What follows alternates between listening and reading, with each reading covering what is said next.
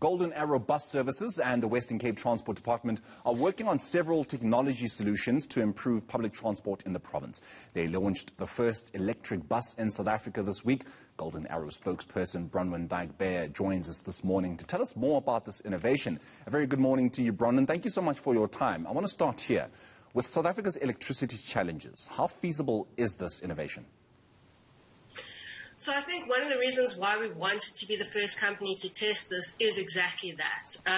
We're very fortunate that we have solar power, so we actually export energy back into the grid from 3 of our facilities.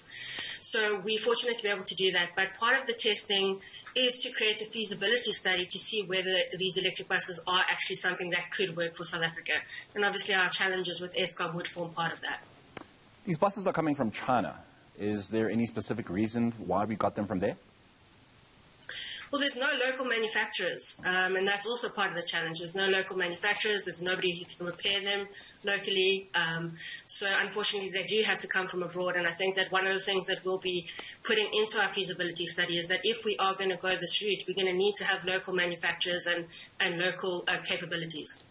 Is the Transport Department, since you guys are in partnership with them, perhaps committing to making sure that we do get this? I mean, I do know, as you've been mentioning, that the feasibility study still needs to happen, but as the department at least committed that they will work on that part of making sure that manufacturing and repairs is something that is local. So just to clarify, the Department of Transport, we operate on a contract for them. But this is something that we've done independently. They obviously came on board to launch it because they are excited that we're doing it. But this is also obviously going to be something in the future where we'll be able to say to them, look, we've done this study. This is something that we need to do. It's green. It may end up being cheaper depending on obviously how we get the energy to power the buses. But that's all going to be part of the feasibility study. How many buses did you guys get and how much did they cost? So we've got 2 buses currently, and we've got a 3rd one coming in with a different seating configuration.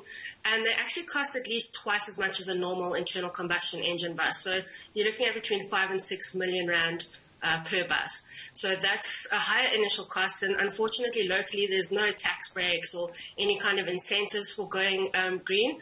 So you know, it is quite pricey, but what we want to see and what the feasibility study is going to test is it actually going to work out cheaper in the long run, because obviously you're not reliant on fuel. These buses don't have engines, so there's less repair work that needs to be done. There's less moving parts. So that's all the kind of interesting stuff that we're figuring out now. You mentioned seating configuration, and the first thing that popped into my mind was people living with disabilities. They've been catered for, yes? Yeah, so these are low-floor buses. And there's obviously a space for a wheelchair. We do want to bring in one with more seating. In South Africa, obviously, we're traveling long distances, so people don't want to stand.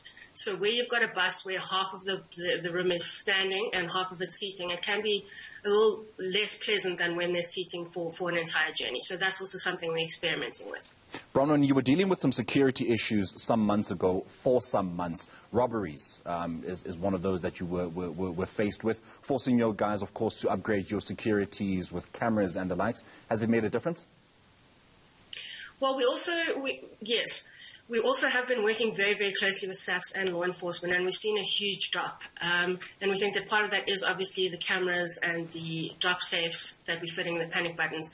But I think more importantly, it's just that close working relationship with SAPS where they're monitoring our routes, they're working with us on the problem areas, and we think that that's going to make the biggest difference. We've had arrests, and obviously keeping these people off the streets in the first place is the most important part. Obviously, you guys introduced cameras to deal with the robberies that had been taking place, but I would imagine this is something that perhaps bus companies should have been thinking about anyway going forward. Are you hoping, including with introducing an electric bus, that other bus companies follow suit? Well, yeah, I think that, you know, this is something that needs to be tackled holistically. So we don't operate in isolation from what's happening around us. And the important thing to always remember is that these criminals don't just target our passengers. When they're not targeting us, they're targeting other people in vehicles. They're targeting people in their homes. So the bigger focus, we believe, does need to be on the police and obviously on making sure that these criminals are taken off the streets. No amount of panic buttons or cameras can erase criminality, and there need to be obviously more stringent deterrents in place so that people don't want to commit these crimes in the first place.